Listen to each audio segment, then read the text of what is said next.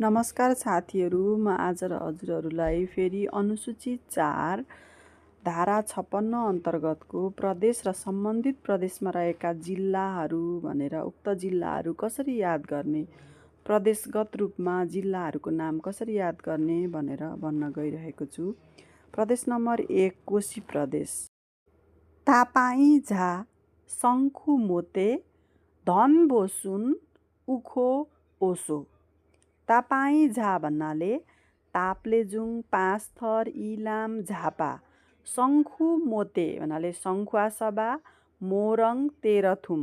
धनबोसुन धनकुटा, भोबाट भोजपुर, सुनसरी, उदयपुर, खोटाङ, ओखलढुङ्गा, सोलुखुम्बु। यति प्रदेश नम्बर 1 का रहेका छन्।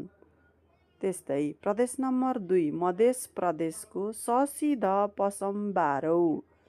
स भनेको सप्तरी, सिराहा, धनुषा, पर्सा, सर्लाही, महोत्तरी, बारा, रौतहट। यति भए प्रदेश नम्बर 2 का।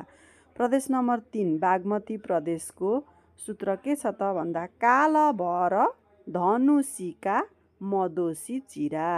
कालभर धानुषीका मधोसी चिरा।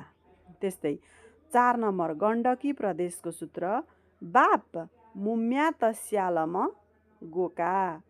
बाप मुम्यात स्यालम गोका। अब यसमा चाहिँ नवलपरासी पूर्व पर्दछ। नवलपरासीलाई टुक्र्याएपछि यसमा पूर्वपट्टि चाहिँ यसमा पर्दछ। त्यस्तै लुम्बिनी प्रदेशको सूत्र गुण पाक अरू बाबरो दारु पिउ। गुण पाक अरू बाबरो दारु पिउ। रुकुम पूर्व पर्यो यसमा। अब प्रदेश नम्बर 6 कर्णाली प्रदेशका जिल्लाहरू सम्झिने सूत्र हुजु मुडोका रुस जाँदैछु। हुजु मुडोका रुस जाँदैछु। अब यसका जिल्लाहरू हेर्नु होला एकचोटि। अनि 7 नम्बर प्रदेश रह्यो सुदूरपश्चिम प्रदेश। यसको चाहिँ जिल्लाहरू सम्झिने सूत्र अब बा डोकै बेङ्कदाड। अब बा डोकै बेङ्कदाड। 9वटा जिल्ला छन्। यसरी प्रत्येक जिल्लाहरूको नाम सम्झिन सकिन्छ। यस्तो सूत्र घोक्यो भने यो कहिले पनि बिर्सिँदैन। र साथीहरू, हजुरहरूलाई मेरो यो सूत्र बनाउने तरिका मन पर्यो भने प्लिज लाइक, सब्सक्राइब र सेयर पनि गरिदिनु होला।